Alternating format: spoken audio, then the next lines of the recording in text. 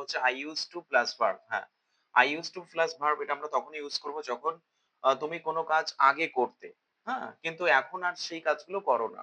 অর্থাৎ তুমি কোনো কাজ আগে করতে অভ্যস্ত ছিলে এরকম কিছু বোঝাতে আই ইউজড টু ব্যবহার করব। যেমন আমি কাজ করতে অভ্যস্ত ছিলাম। তাহলে কি হবে? I used to work. কিংবা আমি দৌড়াতে অভ্যস্ত ছিলাম। I used to run হুম? আমি লিখতে অভ্যস্ত ছিলাম। I used to write ঠিক আছে? আমি কথা বলতে অভ্যস্ত ছিলাম।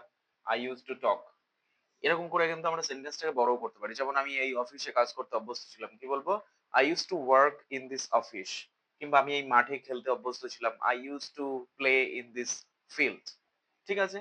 এবার আমরা দেখব দ্বিতীয় ফরম্যাটটা। কি বলেছে? I have to plus verb হ্যাঁ, I have to plus verb আমরা তখন ইউজ করব যখন তোমাকে কোনো কাজ করতেই হবে অর্থাৎ বাধ্যবাধকতা বোঝানোর জন্য কিন্তু I have to plus verb এই ফরম্যাটটা আমরা ইউজ করব।